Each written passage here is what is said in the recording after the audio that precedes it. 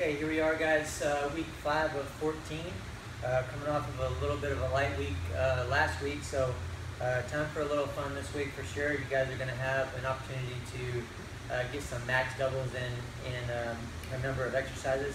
We'll talk about those here in just a second, but just a heads up, more alternating squats this week, of course. For the back squats, you're going to be back to doing triples, alternating back and forth between triples and the single 10-second down, 10-second pause in the bottom tempo squat. Up to 84%, I believe, this week on the triples, and 60 to 70% for the 10-10 tempo. Give us some recommendations on those. I think a number of weeks ago, if you're struggling with the bottom position, especially in the back, from that high bar back squat position, a lot of times you can get a much better quality from the front rack or with the kettlebell. So if that's the case, we want to fix that bottom position, we want that to be quality. So go ahead and alternate between, maybe back squats for the regular squats, and then front squats or goblet squats for the other one. Fix that position, elevate your heels if you need to.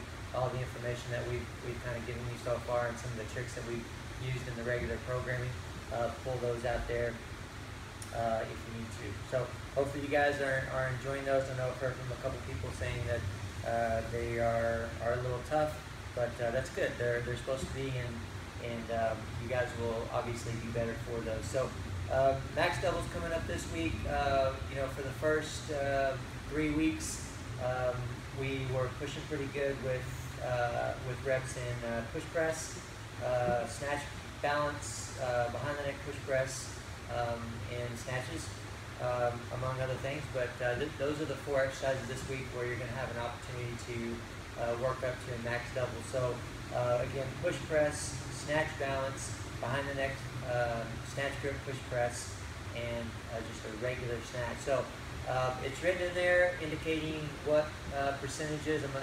It's written to say 3 attempts to find your max double at a certain percentage or above, or if it doesn't, for example, with a push press, you're going to be doing a pause push press plus push press kind of as a warm-up to get you going into that push press.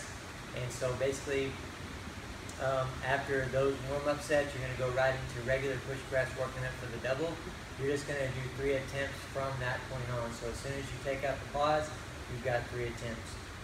The other exercises should indicate a percentage that we want you to say, okay, for example, I believe on the snatch, anything above 80%, or at 80% and above, it's going to count as one of your 3 sets. So you can start with 80, do a double. If you feel good, go up from there. You'll have 2 more attempts to do so.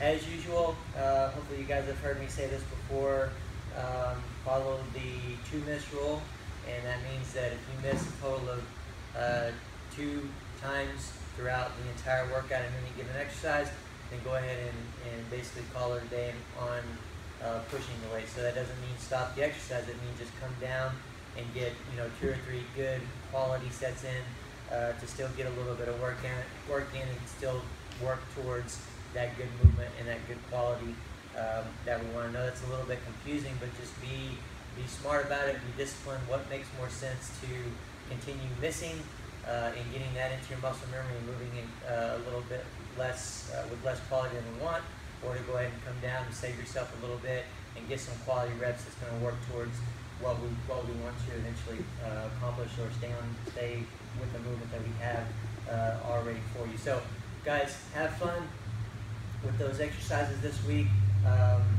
Go for it. Let us know. Please let us know how you do. We definitely want to hear that. After this week, we'll be progressing. Of course, we're always progressing, but we'll be progressing into some other things.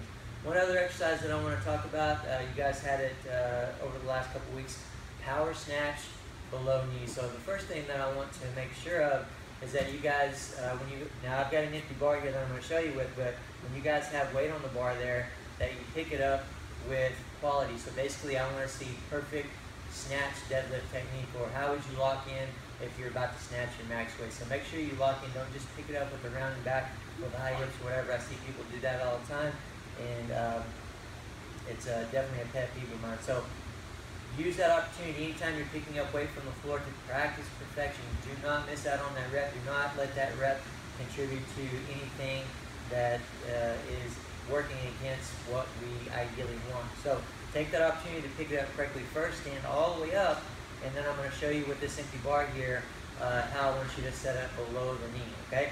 So the below knee position, you guys are going to see this on the demo video as well, but the below knee position I want in the range of touching the very bottom of the kneecap up to about an inch below that, all right?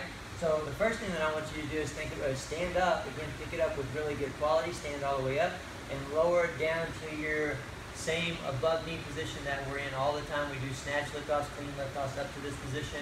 We do most of our hang snatches and hang cleans from that position. So go down to that position first, hold it briefly, and then set up from there.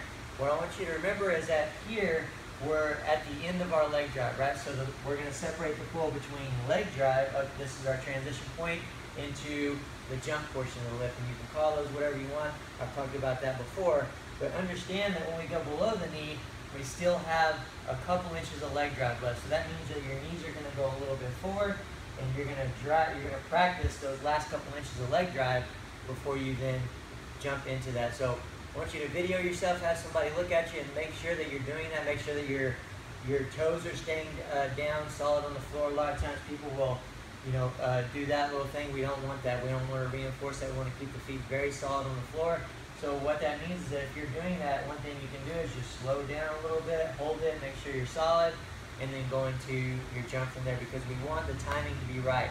If you're just not able to figure it out, not able to get that down, then quite honestly, you're better off just doing it from above the knee if your quality is a little bit better from there.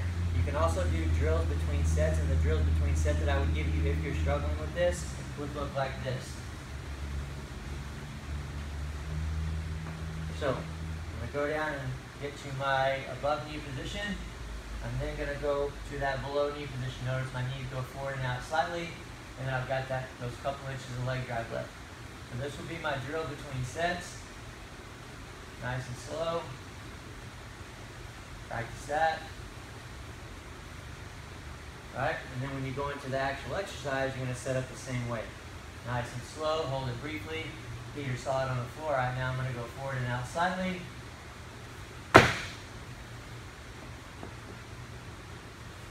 Hold it, forward and out slightly.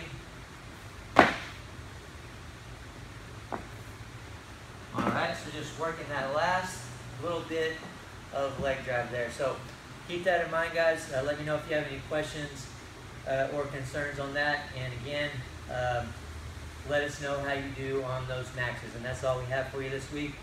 And we will see you next week for week 6. Thanks, guys.